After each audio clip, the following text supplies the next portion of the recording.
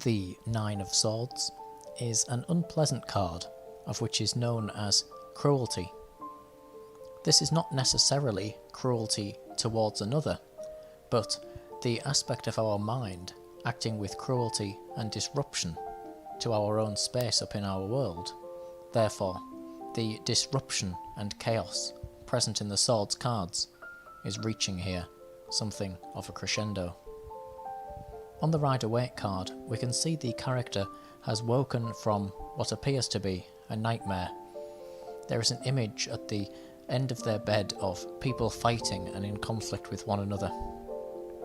Of course, to be in a nightmare is to be in a world where our own mind torments us and forces us to come face to face with fearful and horrifying worlds, of which, when we awake, such as the character has done here, will have a knock-on effect to our day, because we're going to be tired and irritable because we haven't had a good night's sleep, and so our mind has actually worked against us. And so the foundation of our day is one set from that night's sleep before, which wasn't very good, and our day to come, henceforth, will be disrupted because of it. This is what we see on the Tree of Life here on this card as well. It's Yesod in that world of Yetzirah, the world of formation, and Yesod is essentially the foundation upon which God has built the world. It's the world that is set down for the plants to grow in, if you like, the soil that our botany takes place in. And it's also quite low down on the Tree of Life, and so we've come a long way from that pure light of Kether at the top, and so we've been formed in some way by our subconscious and our instinct and all that type of thing. We're not operating on our highest mind, and so our foundation has worked against us like that nightmare. We've set ourselves up for a fall because we have found in our world things to antagonise us, give ourselves headaches, don't sleep well, our thoughts are working against us, and so our actual foundation for the day isn't in the place it should be. Astrologically, we are Mars in Gemini. These are rather difficult to fit together in that Mars is of course connected with passion and drive, and can actually be quite single-minded and targeted in that respect. It will go for the goals, and of course can also be, as a planet of war, associated with becoming quite fired up and perhaps even over-passionate in regards to that, whereas Gemini, of course, is duality. It's much more scattered in its energy and looks at things on that different paths, such as we saw on the previous card, and so put together we see a great conflict, and we can see that people of whom are Mars in Gemini astrologically are said to be prone to anger, for example.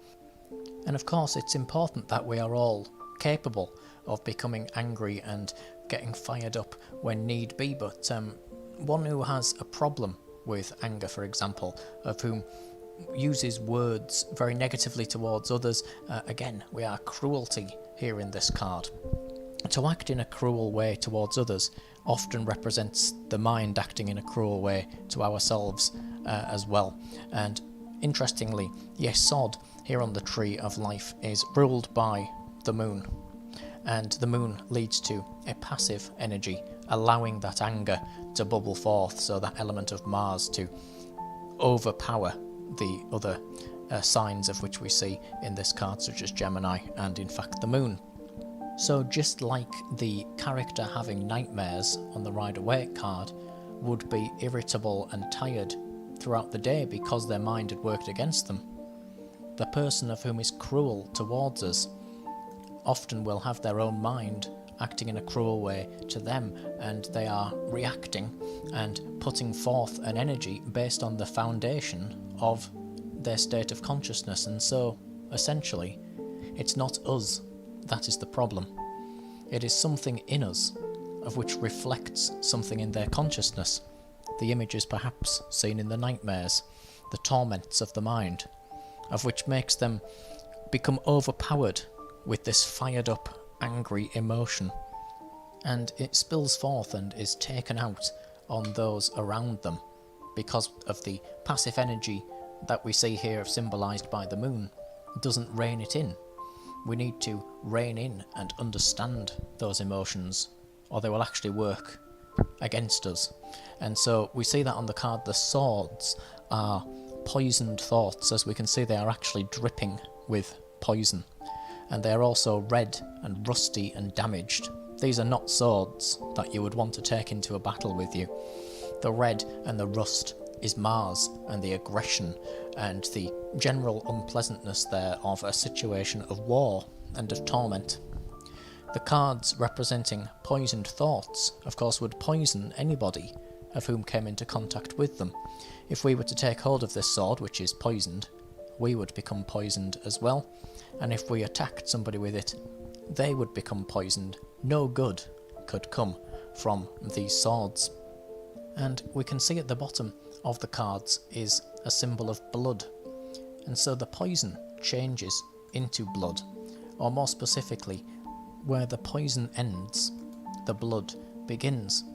And so what this shows is that if we follow the path of this poison down through the card to its conclusion, it ends up in actual harm.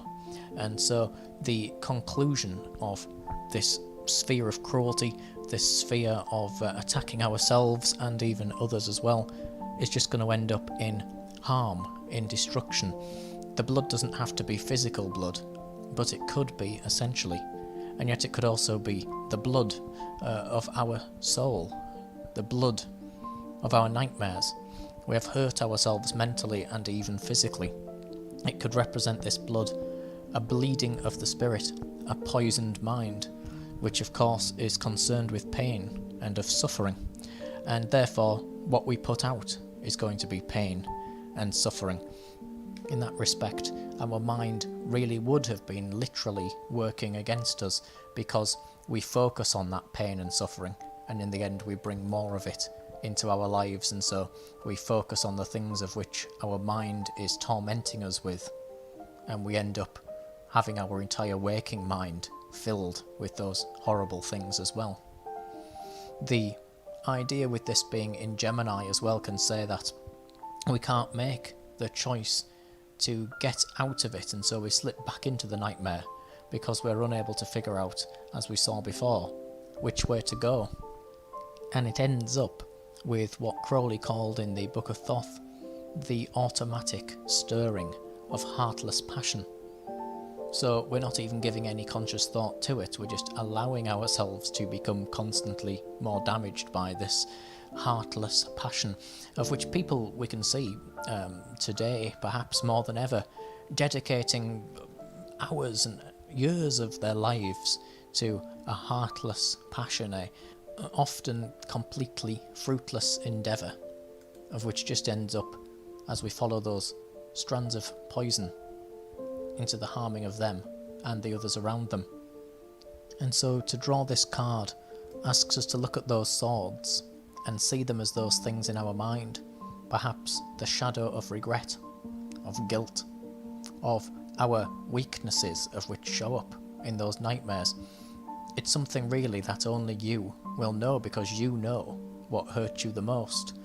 You, and only you, know the true face of that worry and despair and fear of which keeps you up at night. And truly, when you get this card, it's saying, yes, you have this situation going on, and it's not very good, is it? So we need to find a way to get out of the situation. And we have to, for example, understand that these are images in our head, or that they are reflections from the world around us, and not necessarily the truth of what our true experience actually is. By obsessing and overthinking and continuing to take hold of these poisoned swords, will only make things worse for ourselves by turning our hand against us, by taking hold of something that hurts us, for example. And so there is the key. We need to let go of those poisoned swords, turn away from them now and forever, and look for a way to repair any damage of which they have done to us and those around us.